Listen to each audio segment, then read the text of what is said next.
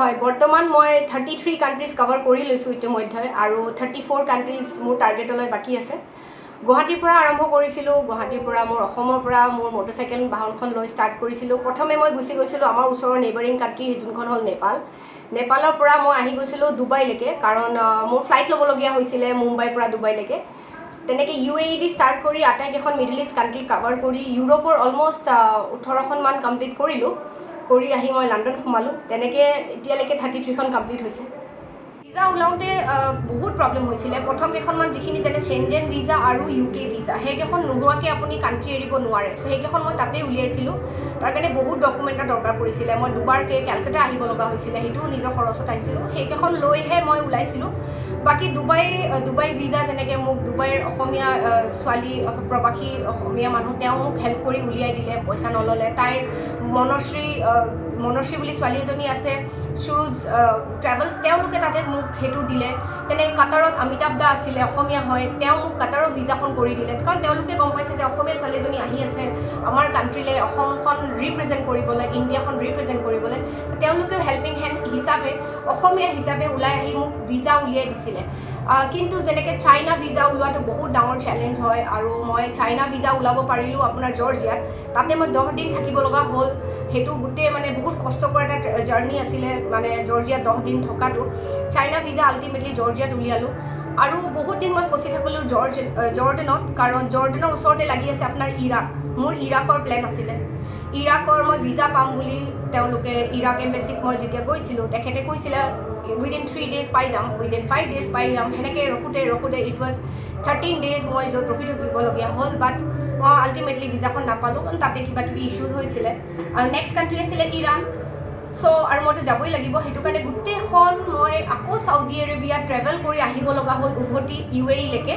যাতে UAE-ৰ পৰা মই এখন ফেৰী লৈ ইৰাণলৈ যাব পাৰোঁ চ' সেই ভিজাবোৰ যে নহ'ল সেইটো কাৰণে মোৰ বহুত ডেজ লেছ হৈ গ'ল মোৰ যোনটো টাইমিঙত ষ্টাৰ্ট কৰা কথা আছিল আইটিনাৰী হিচাপে সেইখিনি টাইমতো মই ভালকৈ কৰিব পৰা নাই তেনেকৈ কষ্ট কৰি এতিয়ালৈকে কোনোমতে UK আহি পাইছোঁ UKত আহি পাওঁতে ডাঙৰ এটা মোৰ প্ৰব্লেমত ফচিব লগা হ'ল বিপদত পৰিব লগা হ'ল সেইটো হ'ল দেৰি হওঁতে সেই যে চেনজেন ভিজাখন পাইছিলোঁ সেইখন মোৰ এক্সপায়াৰ হৈ গ'ল আৰু মোৰ বহুত আশা আছিলে মই গ্ৰীচত চেনজেন ভিজাখন এক্সটেণ্ড কৰি ল'ব পাৰিম যাতে মই যাত্ৰাটো কণ্টিনিউ কৰিব পাৰিম কিন্তু মোৰ তাতেও হেল্প নহ'ল এম্বেচিত গৈছিলোঁ কিন্তু কিবা কিবি হলিডেজ আহিলে কাৰণে মোৰ বহুত প্ৰব্লেম হ'ল মোৰ ভিজাখন নহ'ল এতিয়া মই বহুত ডাঙৰকৈ ফাইট এটা কৰি আছোঁ UKত বহি সকলো প্ৰবাসী অসমীয়া ওলাই আহিছে এইটো চেলেঞ্জ লৈ ওলাই আহিছে মানে যোনটো আমেজিং মই কৈছোঁ যে তেওঁলোকে চেলেঞ্জ লৈছে মীনাক্ষীক আমি খৰচ কৰিব নিদিওঁ আমি ইয়াতে আছোঁ যিহেতু আমি নিজে খৰচ কৰি নিজে কণ্ট্ৰিবিউশ্যন কৰি ক্ৰাউড ফাণ্ডিং কৰি আমি গোটেইবিলাকে ওলাই যেনেকৈ হেল্প কৰে কোনোবাই পেট্ৰল দিব কোনোবাই খোৱা দিব বুলি তেওঁলোকে ওলাই আহি আজি মই যিমানখিনি UKত ট্ৰেভেল কৰিছোঁ আপোনালোকে মোৰ ব্লগত দেখিছে চাগে ৰাইডাৰ্ছ MB যে মই ট্ৰেভেল গোটেই UKখন কমপ্লিট কৰিছোঁ আৰু মোৰ 1 টকাও মোৰ খৰচ হোৱা নাই এই প্ৰবাসী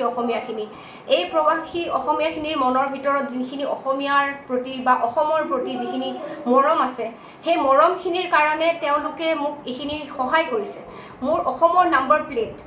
যেতিয়া ফাৰ্ষ্ট মই যেতিয়া লণ্ডনত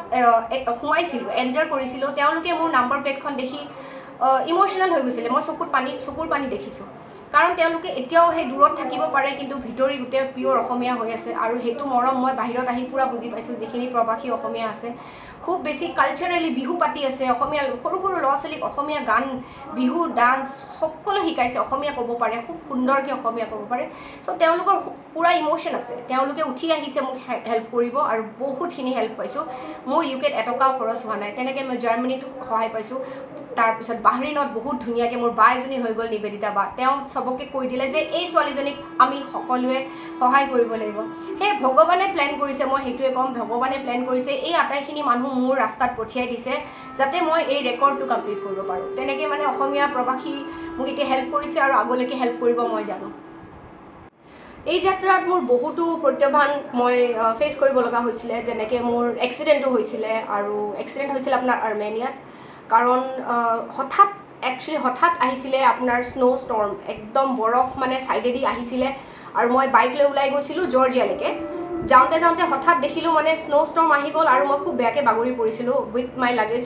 সেইটো এটা বিৰাট মানে ভয়ংকৰ মোৰ এটা এক্সিডেণ্ট হৈছিলে কাৰণ গোটেই আইচলেটেড ঠাই আৰু কোনো নাছিলে মোক হেল্প কৰিবলৈ কাৰণ সকলোৱে মানে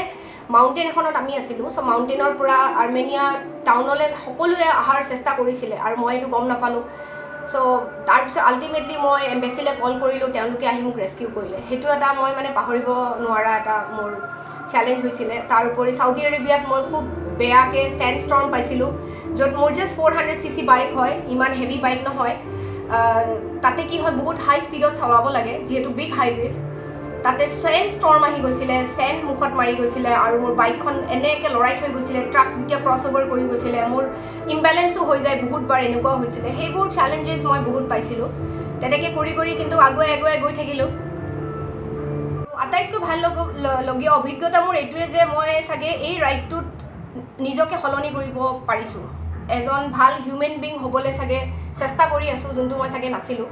কাৰণ মই যেতিয়া গুৱাহাটীত আছিলোঁ বহুত মেটেৰিয়েলিষ্টিক আছিলোঁ বহুত কেলকুলেশ্যন কৰি লাইফটো জীয়াই আছিলোঁ যে এইটো কৰিলে লাভ হ'ব চ' এইটো কৰিব লাগে এইটো কৰিলে লাভ নহয় কৰিব নালাগে কিন্তু যেতিয়া মই বিভিন্ন ধৰণৰ মানুহ মই অসমীয়া বুলি অকল নকওঁ কাৰণ মোক বহুত মালয়ালী মানুহ যোনখিনি মানুহ মোৰ লগত কোনো ধৰণৰ চিনাকি নাই কোনো ধৰণৰ টাৰ্মছ নাই সেই মালয়ালীসকল বহুতো কাণ্ট্ৰিত মোক ওলাই আহি হেল্প কৰিছে খুৱাইছে বুৱাইছে তেওঁলোকে যিমান পাৰিছে বনাইছে মোৰ কাৰণে মোক ফুৰাবলৈ লৈ গৈছে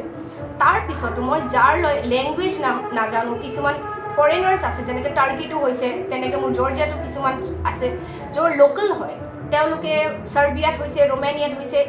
ৰাইডাৰ্ছ কমিউনিটিও নৰ্মেল মানুহ মানে হিউমেনছ গোটেই হিউমেন বিংখিনি ওলাই আহিছে যে এই লেডিজনীক হেল্প কৰিব লাগে চ' হেল্পিং উইদাউট এনি কেলকুলেশ্যন সেইটোৱে মই ক'ম মই লাইফত চাগে বহুত লেচন এটা শিকিছোঁ মই মোৰ নেক্সট জেনেৰেশ্যন মোৰ ছোৱালী আছে নেক্সট জেনেৰেশ্যনকো ক'বলৈ যাম আমি মানুহক সহায় কৰিব লাগে সেইটো মই অভিজ্ঞতা নিজে পাইছোঁ নিজক সলনি কৰিব চেষ্টা কৰিছোঁ আৰু মই সলনি হ'ম আৰু মই ঘূৰি গৈও মই অলৰেডি চবকে ৱেলকাম কৰিছোঁ মই যেতিয়া অসম ঘূৰি যাম মই এটা হোষ্টেল ষ্টাৰ্ট কৰিম য'ত মই সকলো ছ'ল' ট্ৰেভেলাৰ্ছ যোনে সকলো ছ'ল' ট্ৰেভেল কৰি আহিব আমাৰ নৰ্থ ইষ্টখন চাবলৈ অসম চাবলৈ মোৰ তাতে ফ্ৰীতে থাকিব পাৰিব কাৰণ মই সেই পেইনটো বুজি পাইছোঁ কেনেকুৱা কষ্ট হয় যেতিয়া আপোনাৰ তাত পইচা নাথাকে আৰু আপুনি ট্ৰেভেল কৰিব ওলাই যায় আৰু বহুত কষ্ট কৰি আপুনি সেইখিনি জেগাত গৈ পায় সেই বস্তুটো মই বুজি পাইছোঁ মই নাখাই কিনে দিন কটাইছোঁ পানী খোৱা নাই খানা খোৱা নাই সেনেকৈ দিন কটাই মই কাৰণ মই পেট্ৰল ভৰাব লাগে পেট্ৰলৰ কষ্টিং বহুত বেছি হাই মই জনা নাছিলোঁ সেইবোৰ বস্তু কেলকুলেশ্যনত ৰাস্তাত আহি যায় আমি আগতে ঘৰৰ পৰা ওলাওঁতে গম নাপাওঁ সেইবোৰ মই ফেচ কৰিছোঁ কাৰণে আজি মই বুজি পাইছোঁ দ্য পেইন আৰু সেইটো কাৰণে মই এটা ভাল হিউমেন হ'বলৈ চেষ্টা কৰিম আৰু সেইটোৱে মই চাগে অভিজ্ঞতা এই জাৰ্ণিটোৰ পৰা মই কিমান এচিভ কৰিছোঁ কি ৰেকৰ্ড কৰিম পিছলৈ নাজানো কিন্তু অলৰেডি মই বহুতখিনি এচিভ কৰিছোঁ বহুত আশীৰ্বাদ পাইছোঁ সকলোৱে কয় মই তেওঁলোক প্ৰাউড হয় সেই বস্তু যে পজিটিভিটি যে ল'ব পাৰিছে মোৰ পৰা মোৰ সেইটো লৈ কেনে মই বহুত ভগৱানক থেংক ইউ জনাম এতিয়ালৈকে খৰচ বুলি ক'বলৈ মোৰ যিমানখিনি জমা পইচা আছিলে মই গোটেই অলমষ্ট স্পেণ্ড কৰি দিলোঁ কাৰণ মই বহুত আশা কৰিছিলোঁ যে মই স্পনচাৰ পাম বিনা স্পনচাৰ বিনা কাৰো ছাপৰ্টত মই ওলাই আহিবলগীয়া হ'ল মাটি বন্ধকত থ'লোঁ উপায় নাপায় কাৰণ কি হয় ভিজা যিখিনি খৰচ সেইখিনি আগতেই উলিয়াব লাগে মই ভিজাৰ কাৰণে বহুত ভিজাজ মই গুৱাহাটীৰ পৰা আহোঁতে উলিয়াই লৈছিলোঁ তাতে বহুত খৰচ হৈ গৈছিলে তাৰোপৰি মোৰ বাইকখনৰ এখন পাছপৰ্ট যোনখন কাৰ্নেট বুলি কয় সেইখন মুম্বাইৰ পৰা বনাব লাগে তাতে বহুত পইচা দিব লগা হয় সেইটো মই দিবলগীয়া হৈছিলে তেনেকৈ বহুত বস্তু মোৰ কিনিবলগীয়া হৈছিলে যাত্ৰাৰ ব্যৱহাৰৰ কাৰণে ইভেন মই বাইকখনো এইটো জাৰ্ণিৰ কাৰণে এই বাইকখন কিনিবলগীয়া হৈছে কাৰণ অলৰেডি মোৰ দুখন বাইক আছে কিন্তু সেই দুখন বাইক ইমান দীঘলীয়া ট্ৰেভেলৰ কাৰণে মোৰ সুবিধাজনক নাছিলে কাৰণে এইখন বাইকো ল'ব লগা হ'ল তো প্ৰতি মোৰ খৰচ ছেভিং যিমান আছে গোটেইখিনি খৰচ হৈ গ'ল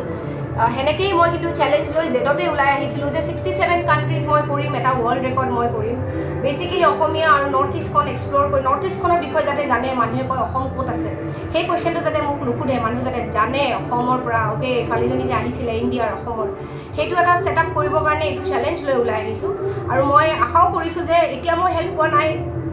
চৰকাৰৰ পৰা বা কোনো অৰ্গেনাইজেশ্যনৰ পৰা কিন্তু আই থিংক যেতিয়া মই কমপ্লিট কৰিম তেতিয়া চাগে বহুত হেল্পিং হেণ্ডছ মোৰ তালৈ আহিব